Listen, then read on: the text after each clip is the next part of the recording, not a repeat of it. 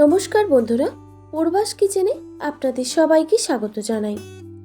আজকে আমি পালং শাকের একটি রেসিপি আপনাদের সঙ্গে শেয়ার করব, যেটা বাচ্চা থেকে বড় সবাই খুবই পছন্দ করবে। আশা করি আজকের রেসিপি আপনাদের ভালো লাগবে। তো পালং শাকের রেসিপি বানানোর জন্য আমি 2 আঁটি পালং শাক নিয়েছি। এবার শাকগুলোকে পরিষ্কার করে বেছে নিতে হবে। এই শাকগুলো যেহেতু খুবই নরম, সেই জন্য আমি শুধুমাত্র এই গোড়াটাই বাদ দিলাম, আর পুরো অংশটাই আমার এই রান্নাতে লাগবে। এইভাবে আমি সব শাকগুলো বেছে পরিষ্কার করে নেব।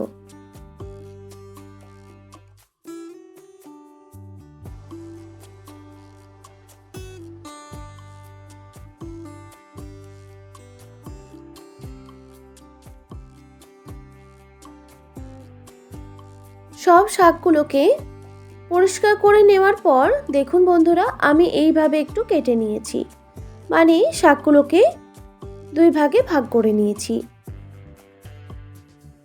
তারপর পরিষ্কার করে ধুয়ে নিয়েছি। এবার এই রেসিপিতে আমার লাগছে আরও কিছু সবজি। নিয়েছি 2টো মিডিয়াম সাইজের বেগুন, শিম নিয়েছি, আর আলু, আর লাগছে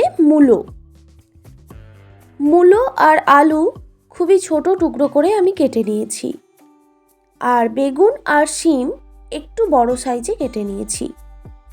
তারপর সবজিগুলোকে পরিষ্কার করে ধুয়ে নিয়েছি। এবার একটা কড়াইতে দিয়ে দিচ্ছি 2 টেবিল চামচ পরিমাণে সরষের তেল। প্রথমে আমি বড়ি ভেজে নেব। তো দেখুন বন্ধুরা, আমি এখানে বিউলির ডালের বড়ি নিয়েছি। এবার বড়িগুলোকে লাল লাল করে ভেজে নিতে হবে। বড়ি ভাজতে বেশিক্ষণ সময় লাগে না। তো দেখুন বড়িগুলো ভাজা হয়ে গেছে, এবার আমি তুলে নিচ্ছি। তারপর ওই কড়াইতে আবারও দিয়ে দিচ্ছি সরষের তেল। তেল গরম হয়ে গেলেই দিয়ে দিলাম তেলের মধ্যে 2টো তেজপাতা আর 2টো শুকনো লঙ্কা। এবার তেজপাতা আর শুকনো লঙ্কাটা একটু ভেজে নিতে হবে। তারপর দিয়ে দিচ্ছি 1 টিস্পুন পরিমাণে 5 ফোড়ন। এবার ফোড়নটাকে একটু ভেজে নিতে হবে।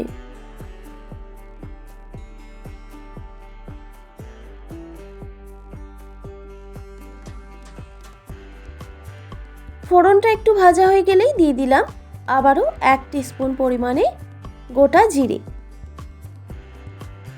এবার ফোড়নগুলো খুব ভালোভাবে ভাজা হয়ে গেলে দিয়ে দিচ্ছি কেটে রাখা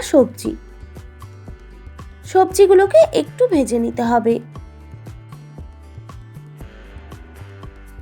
এখন আমি গ্যাসের ফ্লেমটা হাই রেখেছি।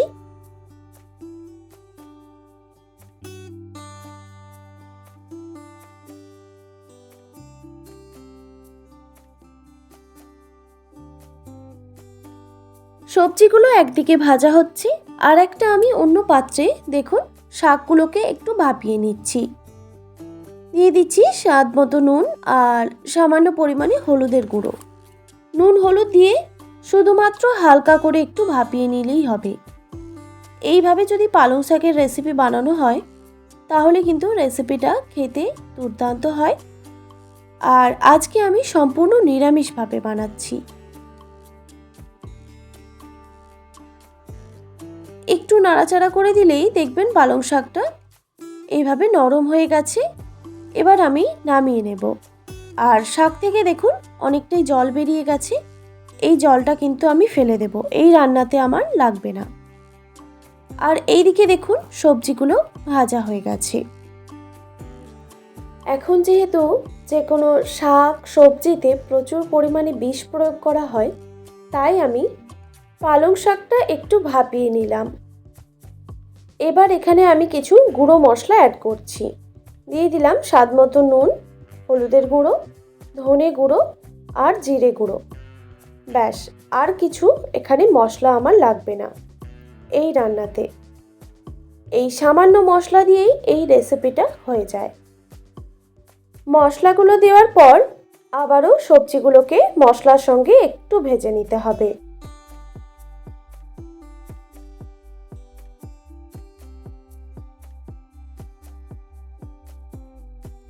মশলার সঙ্গে সবজিগুলোকে একটু ভেজে নেওয়ার পর দিয়ে দিচ্ছি একটা ছোট বাটি পরিমাপ করে দিয়ে দিলাম 1 বাটি জল। এবার একটা ঢাকনা দিয়ে ঢেকে দিলাম, এতে সবজিগুলো সুসেদ্ধ হবে। কিছুক্ষণ পর ঢাকনাটা আমি সরিয়ে দিলাম। তো দেখুন বন্ধুরা, সবজিগুলো কিন্তু অনেকটাই সেদ্ধ হয়ে এসেছে। তো আমি আবারও ভালোভাবে নাড়াচাড়া করে দিলাম। তবে আর ঢাকা দেওয়ার প্রয়োজন নেই, যেহেতু সবজিগুলো সেদ্ধ হয়ে গেছে। এবার এখানে আমি ভাপিয়ে রাখা পালং শাকগুলো অ্যাড করে দিচ্ছি।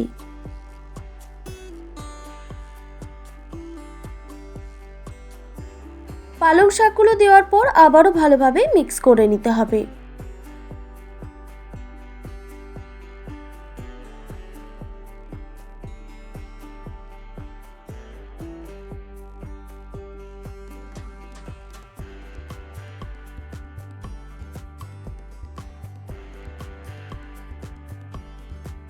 এবার স্বাদের ব্যালেন্সের জন্য দিয়ে দিচ্ছি সামান্য পরিমাণে চিনি। তবে চিনিটা পুরো অপশনাল, আপনারা এটা স্কিপও করতে পারেন। যদি পছন্দ হয় দেবেন, নয়তো স্কিপ করে দেবেন। তারপর আবারও ভালোভাবে মিক্স করে নিলাম।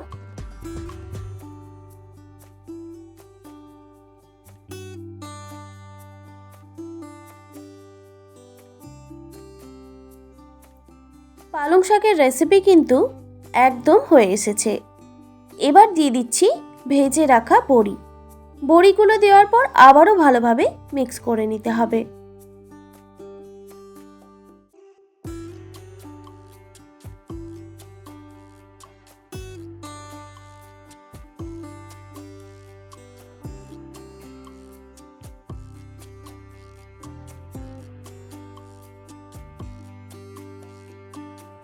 বড়িগুলো দেওয়ার পর আবারও ভালোভাবে মিক্স করে নামিয়ে নিলেই রেডি পালং শাকের সম্পূর্ণ নিরামিষ একটি রেসিপি। আশা করি আজকের রেসিপি আপনাদের ভালো লেগেছে। ভালো লেগে থাকলে অবশ্যই একটি like, comment, share and subscribe করে দেবেন।